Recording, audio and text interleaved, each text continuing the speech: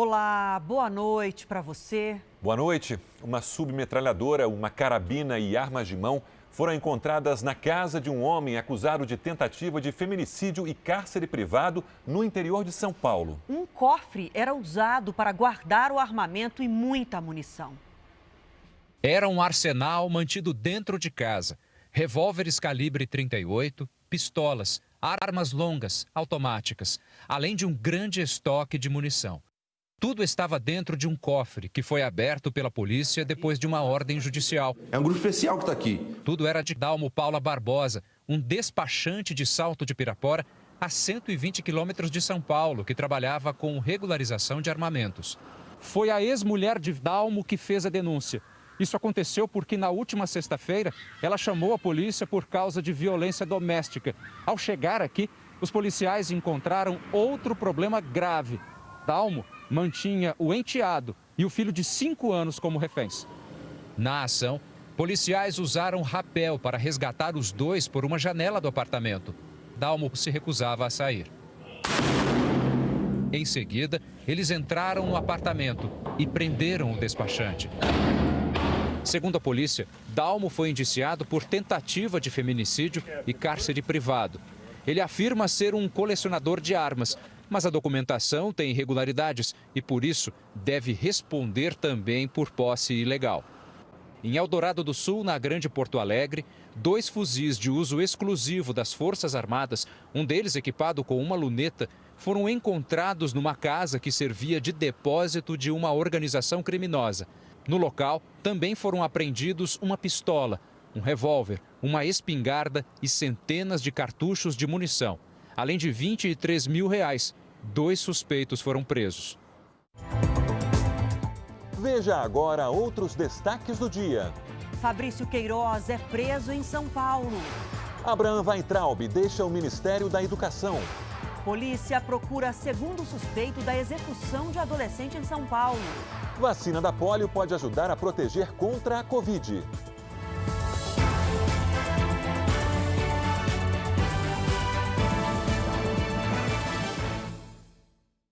Oferecimento Bradesco, reconhecendo e incentivando nossa gente guerreira.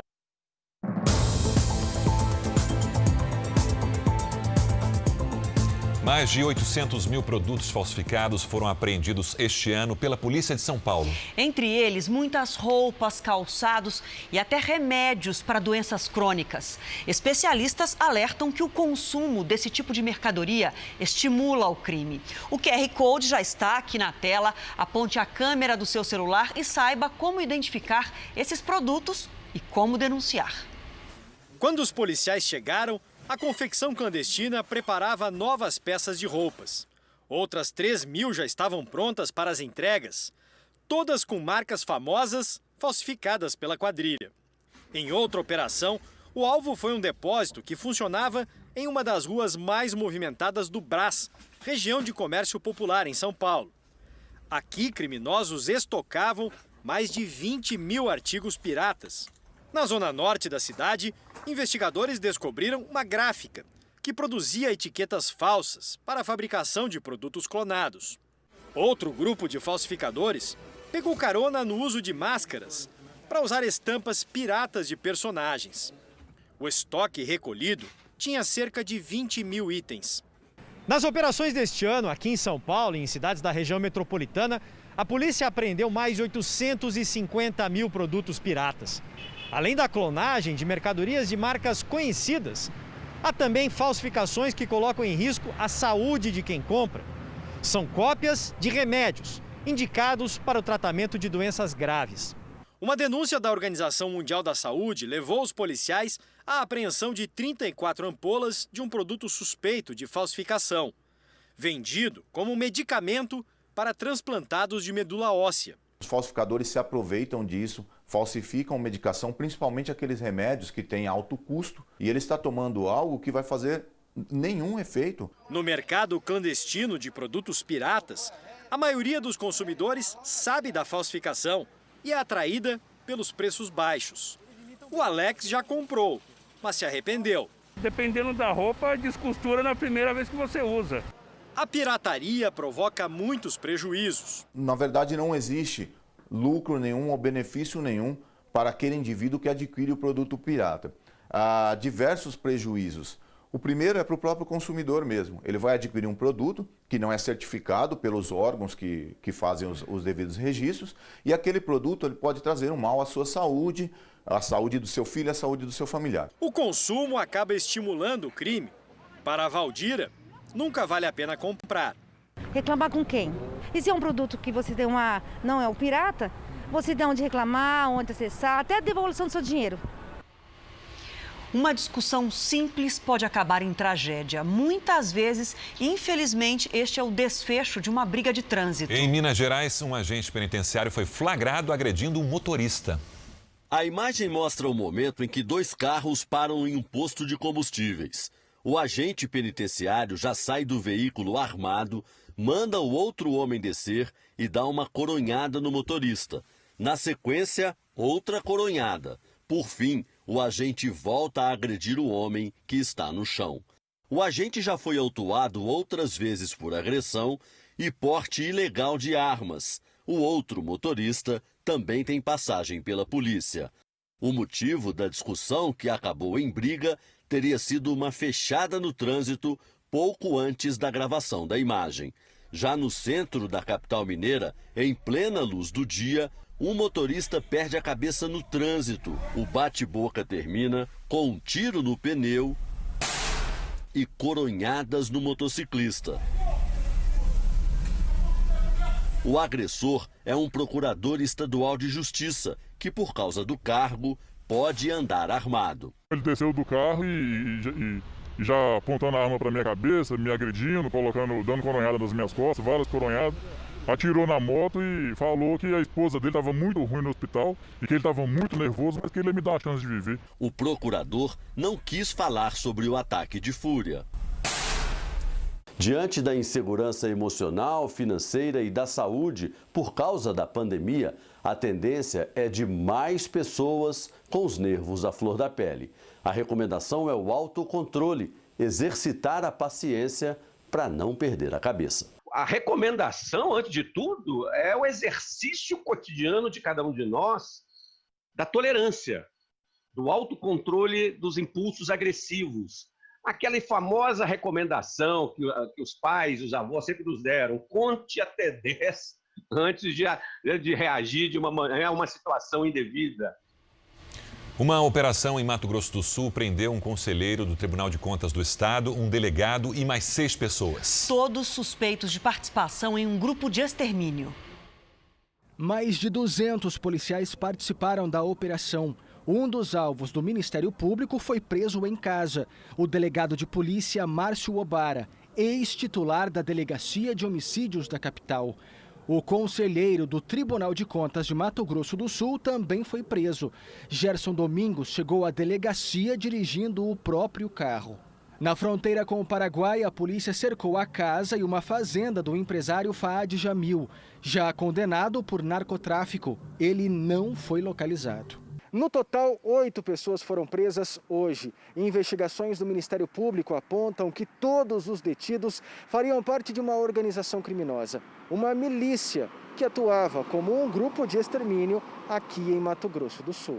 Ainda segundo os promotores, os líderes da milícia são pai e filho, Jamil Nami e Jamil Nami Filho. Eles estão presos no Presídio Federal do Rio Grande do Norte. A organização criminosa é acusada de extorsão e corrupção. E, segundo as investigações, quem não se submetia às ordens corria risco de morrer.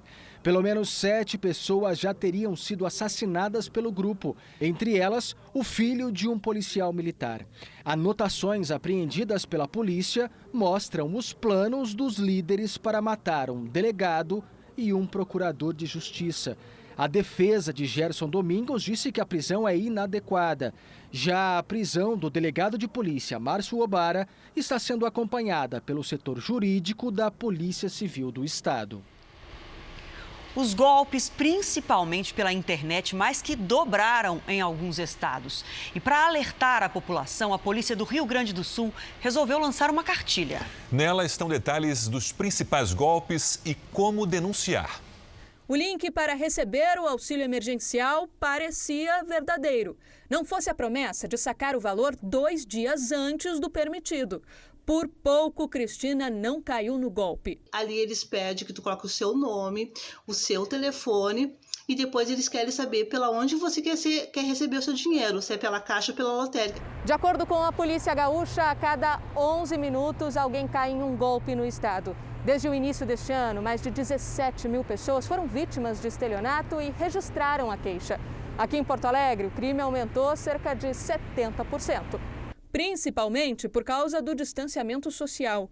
A internet virou a principal ferramenta dos criminosos, com enredos cada vez mais bem elaborados. A lista dos golpes é extensa. Bilhete premiado e auxílio emergencial estão no topo.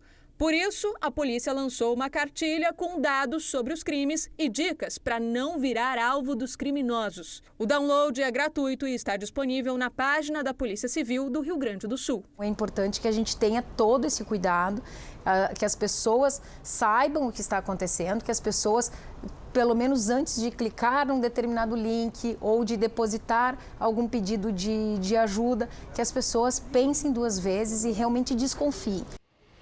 A cidade de Planalto, no norte do Rio Grande do Sul, parou hoje para acompanhar a reconstituição da morte do menino Rafael Vinks, de 11 anos. A mãe da criança é a autora confessa do crime. O repórter Tiago Zaredini tem as informações ao vivo. Tiago, boa noite.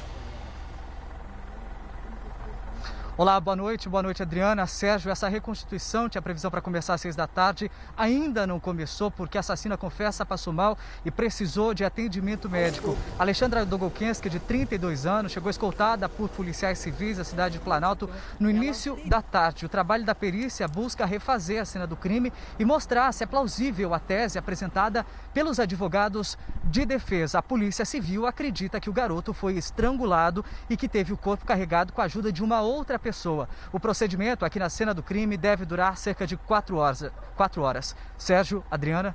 Obrigado, Tiago.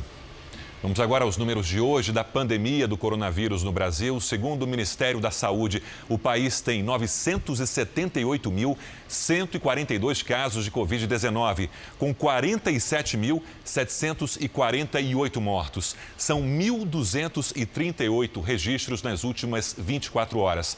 Ainda de acordo com o boletim do Ministério da Saúde, 482.102 pacientes estão curados e 448.292 seguem em acompanhamento neste momento. A situação em Minas Gerais do coronavírus. Adriano. Sim, Sérgio. Em Uberlândia, no Triângulo Mineiro, as UTIs estão perto do limite. A cidade tem hoje o maior número de casos registrados de Covid-19 no estado. Uberlândia, com 700 mil habitantes, é 3 vezes menor que a capital do estado, mas já passou Belo Horizonte no número de infectados pela Covid-19. São 4.503 casos confirmados da doença, enquanto BH registrou 3.810. A prefeitura diz que a resposta para essa diferença está no número de testes realizados na cidade. Somos a cidade que mais testamos. Para vocês terem uma ideia, nós testamos cerca de 17 vezes mais do que o estado de Minas Gerais.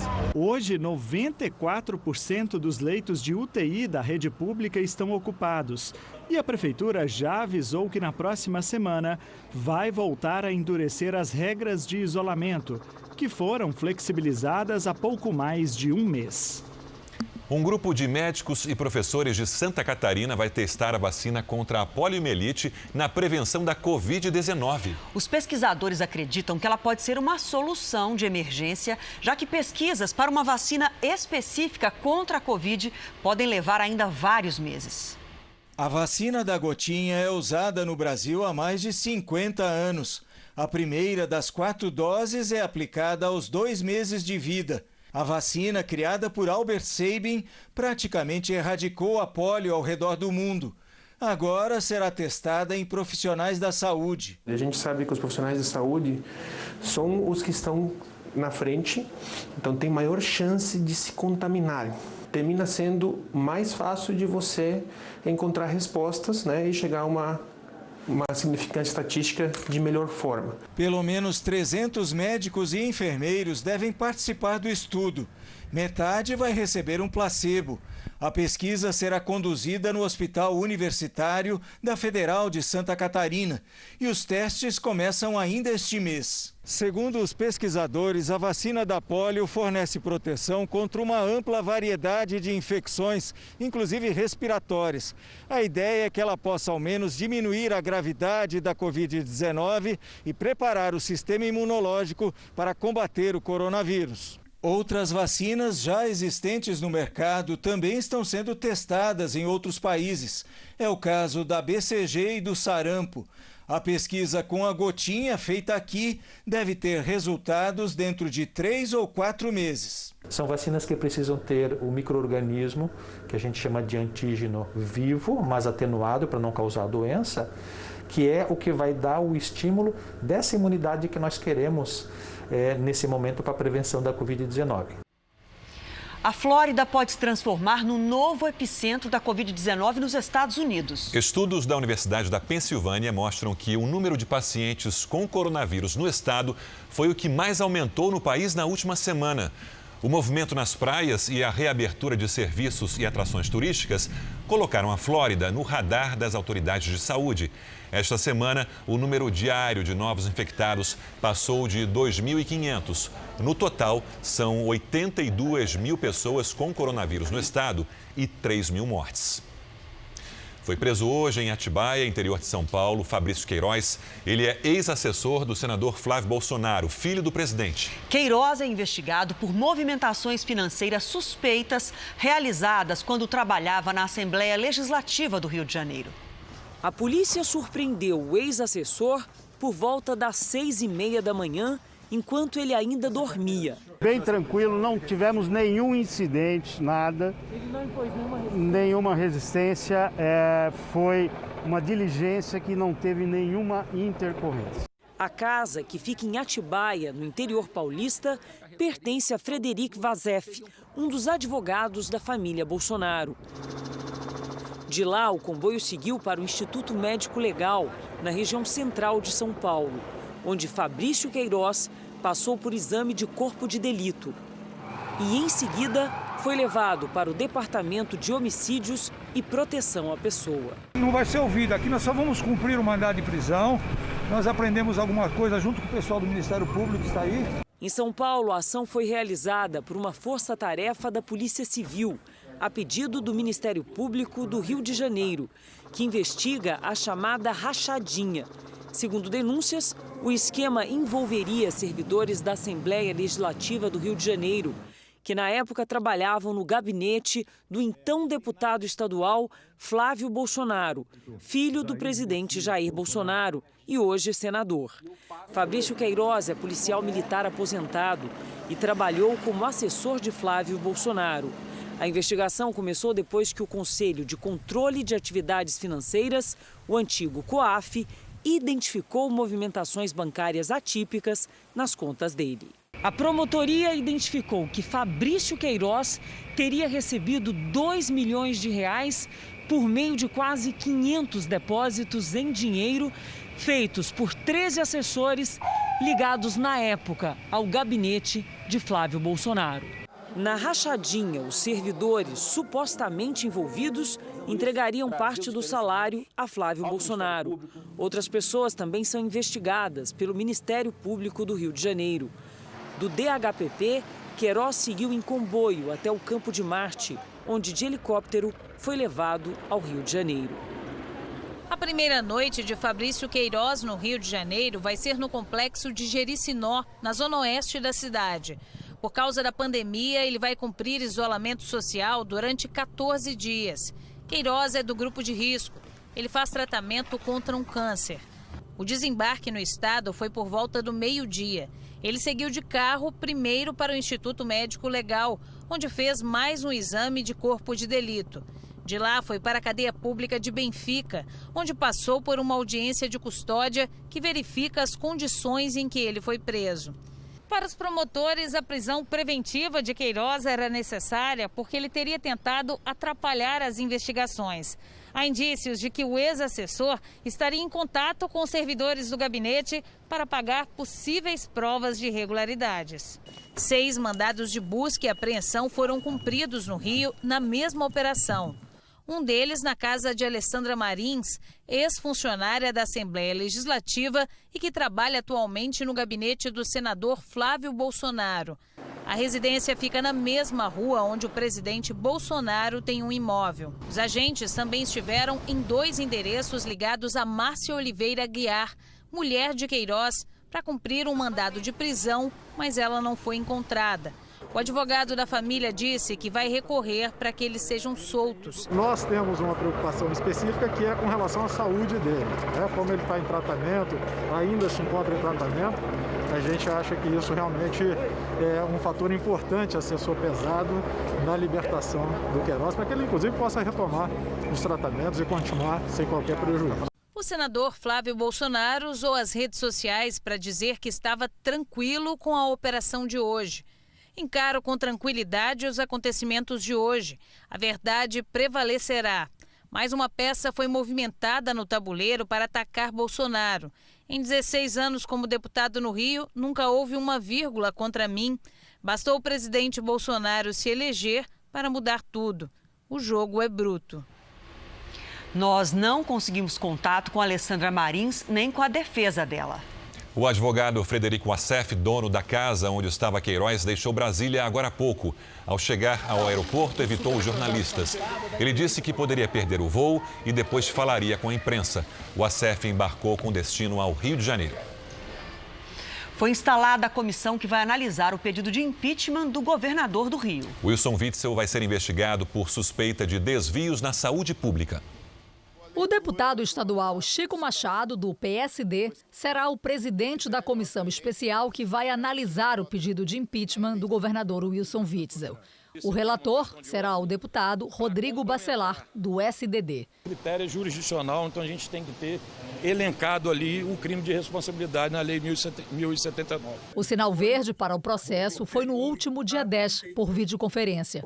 Luiz Paulo Corrêa da Rocha foi um dos autores do pedido. Quando você tem 69 votos para abrir o procedimento, é sinal que você tem uma ampla maioria também para aprová-lo. Os deputados vão avaliar se o governador do Rio agiu com improbidade administrativa.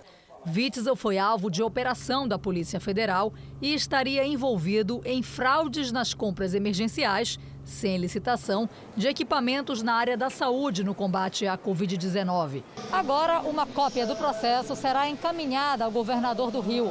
Wilson Witzel terá até 10 sessões para se defender. Depois, a comissão vai se reunir mais 5 vezes para concluir o relatório. Vamos analisar profundamente as acusações que foram aprovadas, o projeto que foi aprovado com as acusações contra o senhor governador. Vamos ter total isenção, porque nós iremos aqui defender a população do estado do Rio de Janeiro. No final da tarde, o governador Wilson Witzel foi pessoalmente até a Assembleia Legislativa do Rio para dar andamento ao processo. Nessa visita, o governador se reuniu com o presidente da Assembleia Legislativa. Wilson Witzel informou que respeita os parlamentares, a quem cabe fiscalizar os atos do Poder Executivo. Ainda nessa edição, a polícia procura o segundo suspeito da execução de adolescente em São Paulo. E também, médicos viram alvo de criminosos pela internet. E às 10h30 da noite tem o programa Em Nome da Justiça, ao vivo com Luiz Bate.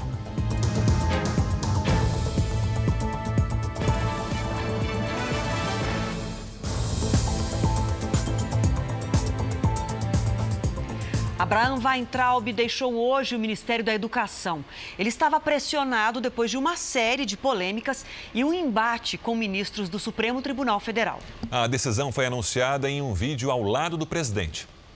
Bolsonaro hoje não parou para conversar com os apoiadores na saída do Alvorada. Antes das 8h30 da manhã já estava no Palácio do Planalto. O presidente chamou para uma reunião que não estava prevista o ministro da Justiça, André Mendonça. O Planalto não divulgou o que foi tratado no encontro. No início da tarde, Jair Bolsonaro teve encontro com o agora ex-ministro da Educação. Na conversa, ficou definido que Abraham Weintraub deixa o cargo e vai assumir uma diretoria do Banco Mundial, indicado pelo governo brasileiro. Weintraub sai da função depois do desgaste provocado por declarações contra o Supremo e de pressões exercidas por integrantes do STF e do Congresso Nacional. O governo decidiu fazer a mudança para tentar pacificar a relação entre os poderes. Essa é a 12ª troca de ministros de Bolsonaro. Weintraub divulgou um vídeo de despedida ao lado do presidente. Sim, dessa vez é verdade. Eu estou saindo do MEC e eu vou começar a transição agora. E nos próximos dias eu passo o bastão para o ministro que vai ficar no meu lugar, interino ou definitivo. Nesse momento, eu não quero discutir os motivos da minha saída, não cabe. O importante é dizer que eu recebi o convite para ser diretor de um banco. Eu já fui diretor de um banco no passado, volto ao mesmo cargo, porém no Banco Mundial. Na gravação, o ex-ministro se disse preocupado com a própria segurança.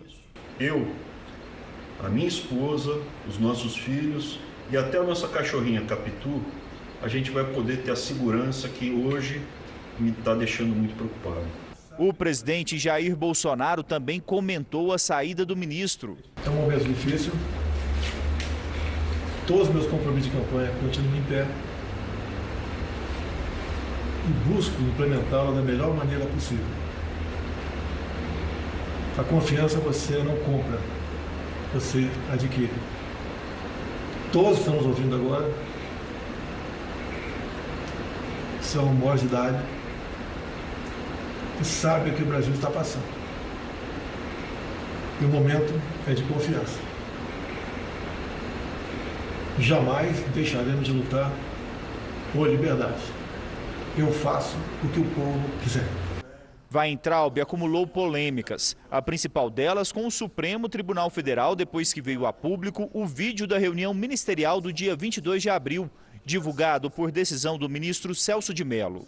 Eu, por mim, botava esses vagabundos todos na cadeia, começando no STF. Mas a gota d'água foi no último domingo, quando Weintraub se reuniu com manifestantes na esplanada dos ministérios e reafirmou as declarações. Eu já falei com a minha opinião o que eu faria com o senhor. Com um clima de embate, mesmo no dia da saída, o ex-ministro foi criticado pelo presidente da Câmara, Rodrigo Maia. Espero que possa ficar melhor, né? Estava muito ruim o Ministério da Educação. Nós esperamos que a gente possa ter no Ministério da Educação alguém de fato comprometido com a educação e com o futuro das nossas crianças. Como um dos últimos atos à frente do MEC, Abraham Weintraub revogou uma portaria da pasta que incentivava as universidades de todo o país a adotar cotas para negros, índios e deficientes em programas de pós-graduação.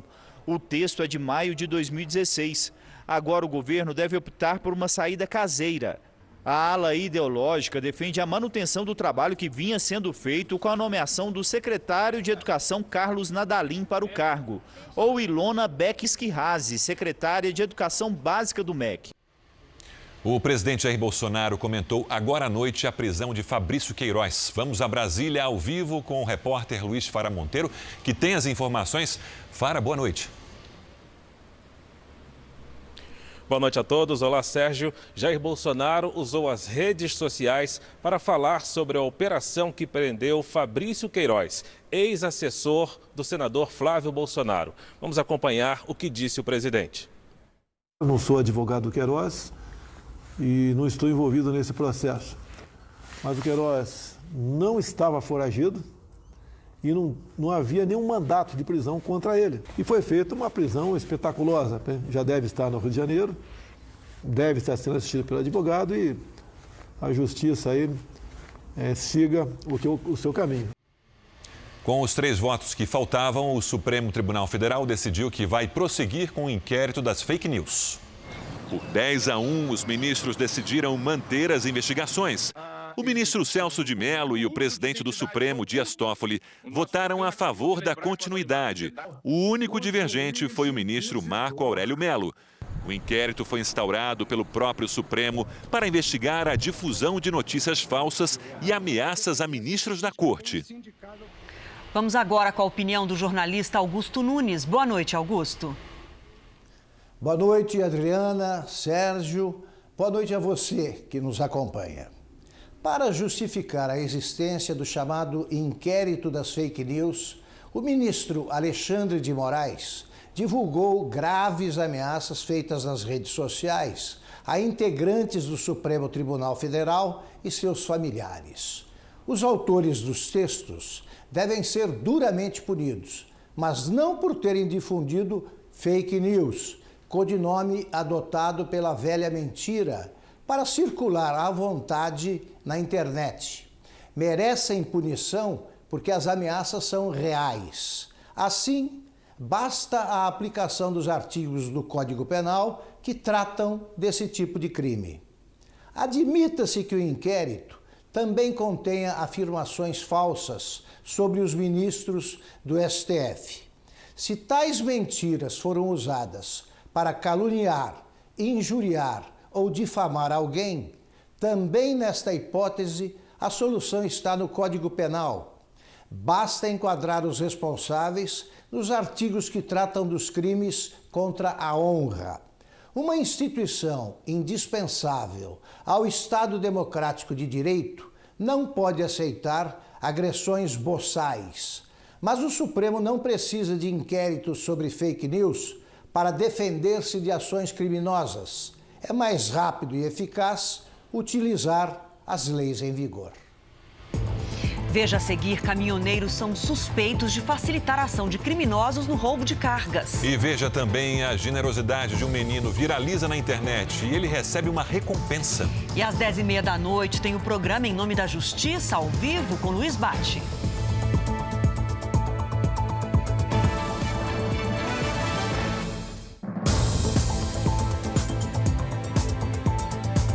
A justiça alemã vai investigar um programa oficial que entregava crianças a pedófilos no país. As instituições de assistência e de ensino participavam do projeto que durou 30 anos. A adoção, que deveria ser um ato de amor, foi manipulada na Berlim Ocidental.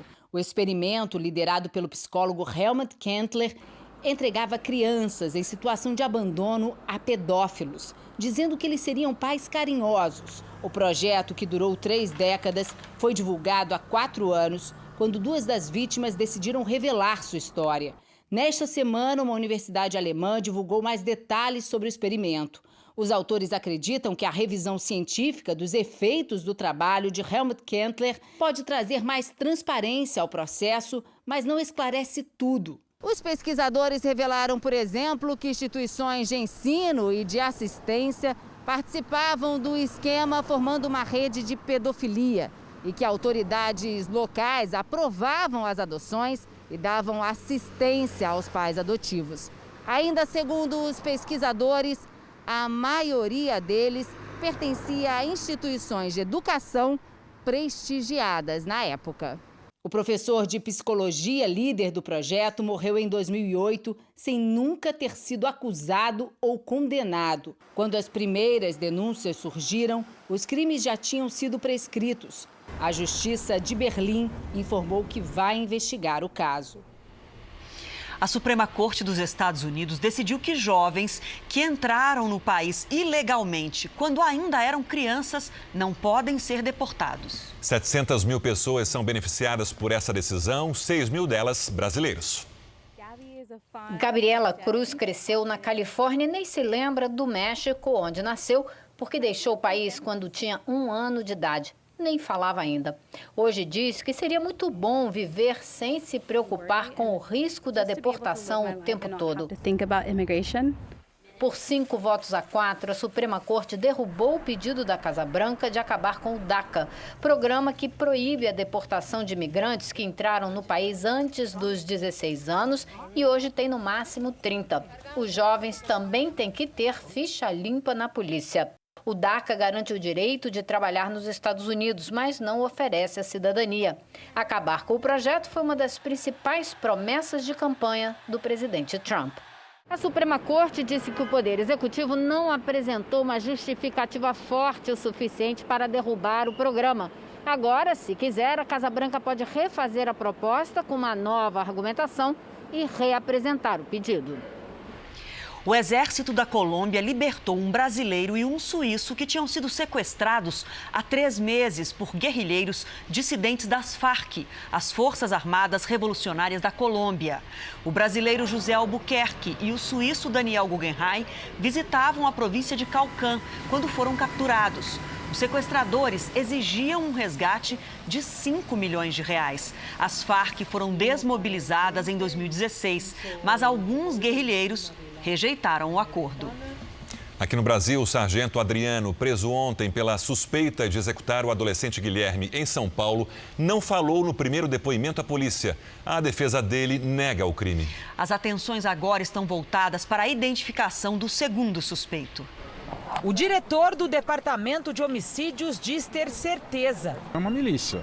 Quer dizer, ele quis dar um recado para a região que quem entrasse no seu domínio ia ser morto, executado, independente de quem seja. O delegado fala do sargento da Polícia Militar, Adriano Fernandes de Campos, preso ontem, suspeito de matar o adolescente Guilherme Silva Guedes, de 15 anos. Os investigadores passaram o dia analisando novas câmeras de vigilância da Vila Clara, zona sul de São Paulo, bairro onde Guilherme morava e foi abordado.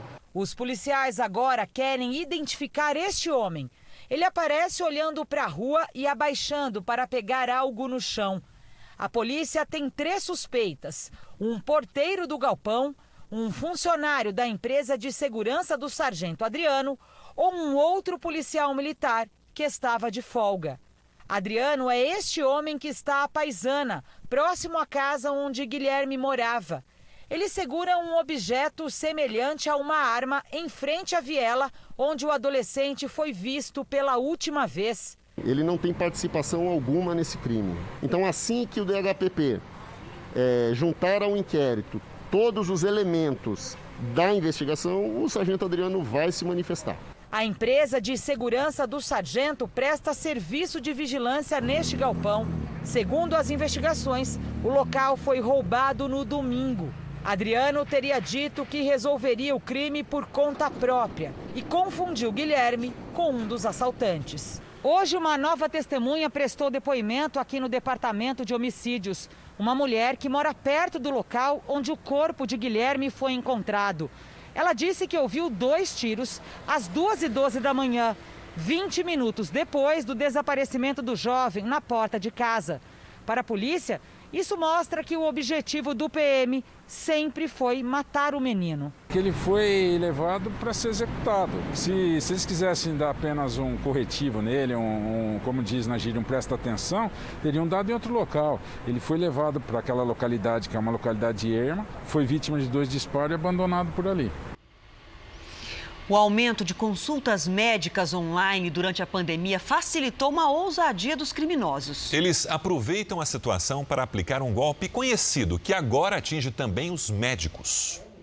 Esta médica teve o telefone clonado depois de receber uma mensagem de texto. Perguntando para mim se eu não gostaria de participar de uma reportagem, de uma revista. Ele falou o nome das revistas famosas e quem tinha me indicado era um colega médico meu. Ele citou o nome da pessoa. Ele falou: eu vou te mandar um código, você aperta, aí você vê se aparece o código. Aí enviei. A hora que eu enviei, eu falei: nossa, eu percebi que eu fiz coisa errada. Era só o primeiro passo do golpe que vem dando dor de cabeça para médicos e profissionais da saúde. O crime é bem articulado. Depois de hackear e clonar a linha telefônica do médico, a quadrilha transfere os dados para o chip do celular do golpista. Com acesso aos contatos, começa a pedir dinheiro para parentes, amigos e pacientes. Eles começam uma conversa com esse contato, meio que mandando algumas fotos sem querer, né? Ai, nossa, mandei errado, desculpa. Algumas vezes os golpistas também se passam por médicos para tirar dinheiro de outros profissionais. Conheço cirurgiões plásticos que, enfim, perderam até 20 mil reais com isso. E agora, atualmente, nos últimos 15 dias, médicos de outras especialidades, na verdade, que também estão sofrendo o mesmo golpe com números diferentes. Mas o alvo preferido são mesmo os pacientes. Nesse período de pandemia, muitos médicos estão fazendo consultas virtuais. Os criminosos aproveitam esta situação para fazer vítimas. Como a relação entre médico e paciente é de sigilo e confiança, isso facilita o golpe. Os especialistas alertam: sempre desconfie quando alguém pedir dinheiro por mensagem. Se você receber uma mensagem que é incomum, alguma coisa que não faz sentido, ou é a primeira vez que você recebe esse tipo de cobrança, com certeza a gente tem que suspeitar e, de preferência, ligar direto na clínica para confirmar que aquilo de fato é uma cobrança real. 4 pessoas morreram hoje em 2 acidentes nas rodovias de Minas Gerais e São Paulo. Em Betim, região metropolitana de Belo Horizonte, uma carreta que transportava cimento teria perdido o controle e bateu num carro. Com o impacto, os veículos pegaram fogo. 2 pessoas morreram. Em outro acidente na cidade de Campinas, interior de São Paulo, 2 pessoas morreram no choque entre um carro e uma carreta que transportava enxofre. O acidente teria acontecido depois de uma discussão entre os motoristas. Em Goiás, uma quadrilha tinha uma estratégia diferente para roubar cargas. Em vez de usar a violência, os ladrões convenciam caminhoneiros a participar do esquema. Dentro da casa de um dos integrantes da quadrilha, a polícia encontrou armas e munição. De acordo com as investigações, elas eram usadas em roubos de cargas. Mas desta vez, os caminhoneiros não eram vítimas, mas sim parte do esquema. Pelo menos 14 caminhoneiros são suspeitos do envolvimento no chamado chave na mão. Orientados pelo líder da quadrilha, eles se cadastravam no aplicativo de transporte. Depois, os caminhoneiros desviavam a carga e aí faziam um boletim de ocorrência por roubo. Cada um recebia até R$15 mil por cada carregamento desviado.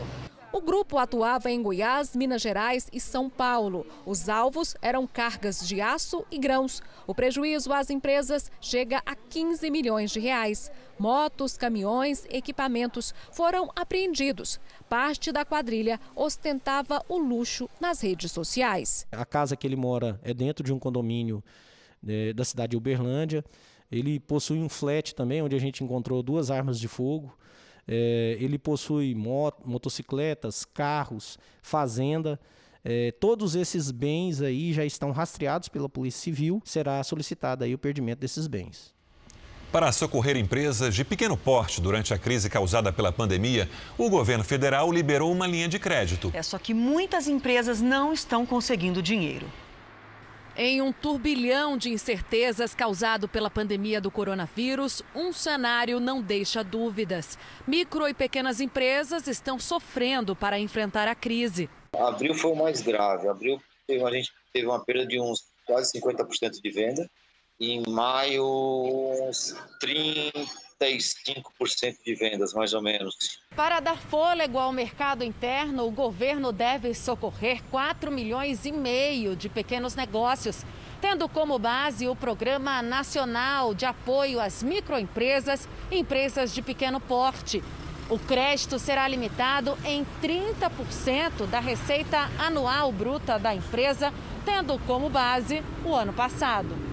Para ter direito aos empréstimos, as empresas devem ter um faturamento anual de até R$4,8 milhões. O Humberto, gerente de uma metalúrgica de pequeno porte, que perdeu receita nos últimos meses, bem que tentou. Nós fomos procurar realmente as instituições financeiras, com quem eu trabalho. A gente trabalha com alguns bancos, inclusive até um banco oficial, e nos foi negado o crédito. Mas o próprio Humberto sabe o motivo da recusa: impostos atrasados. E isso é de todas as esferas governamentais, não é só o governo federal, é federal, estadual, municipal. É muito difícil quando você atrasa impostos.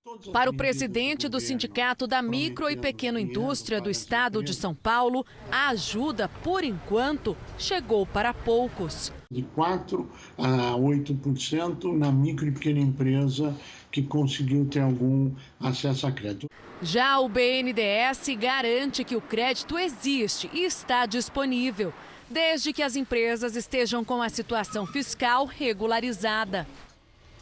O Tribunal de Contas do município do Rio de Janeiro vai reavaliar as contas e o dinheiro gasto em pelo menos 3 obras do ex-prefeito Eduardo Paes para a Copa do Mundo e os Jogos Olímpicos.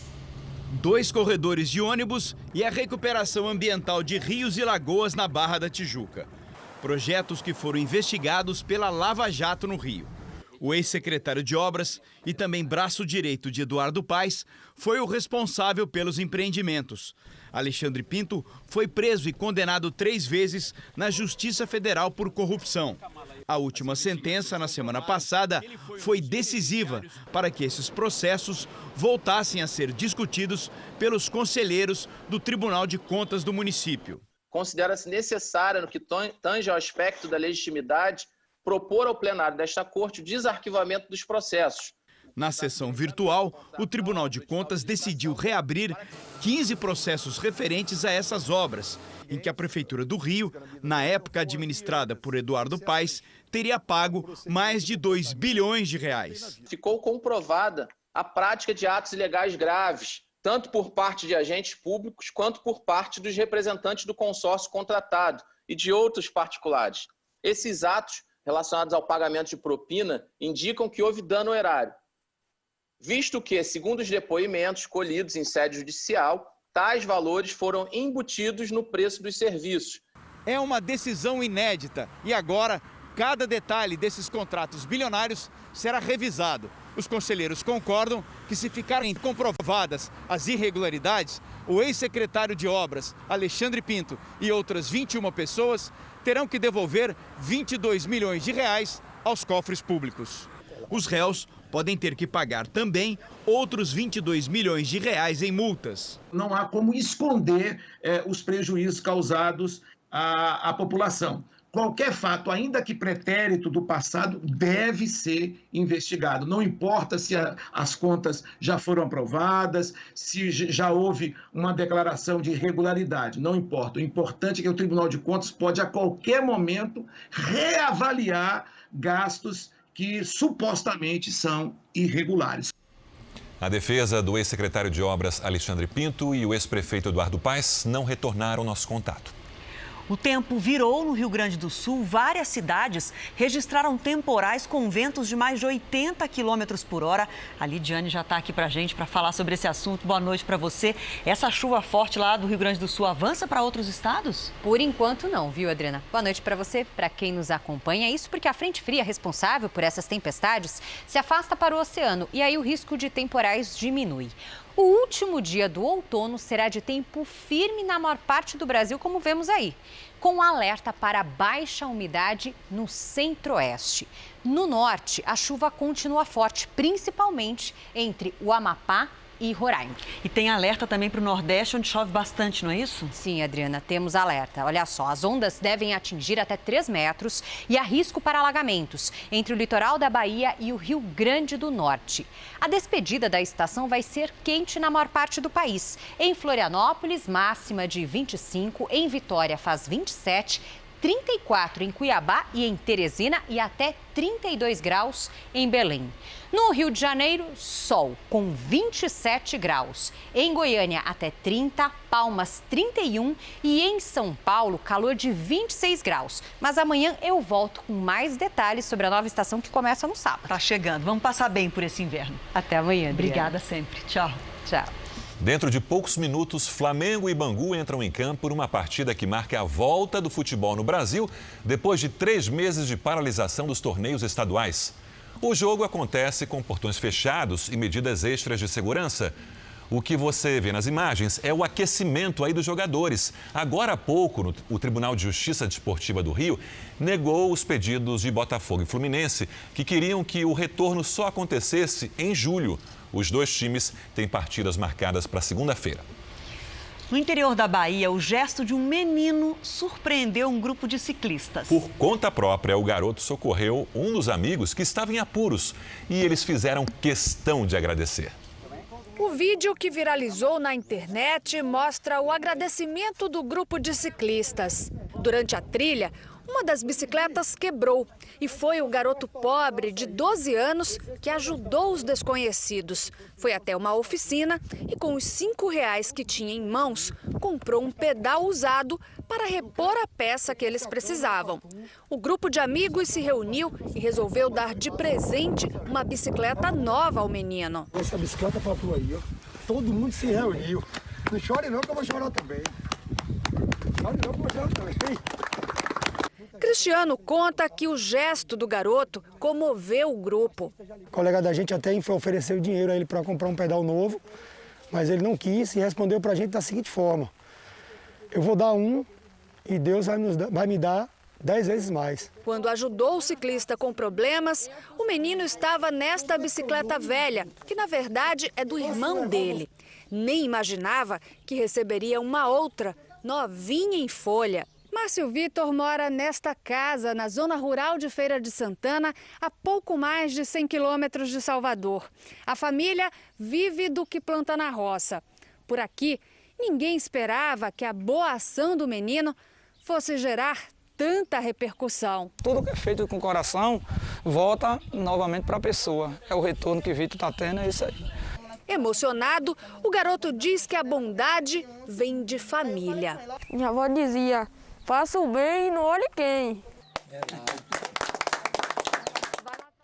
Mereceu muito presente. Se a bondade volta sempre. O Jornal da Record termina aqui. A edição de hoje na íntegra e também a nossa versão em podcast estão no Play Plus e em todas as nossas plataformas digitais. À 00:30 tem mais Jornal da Record. Fique agora com a novela Apocalipse. A gente volta a se encontrar amanhã aqui no JR. Até lá. Boa noite e até amanhã.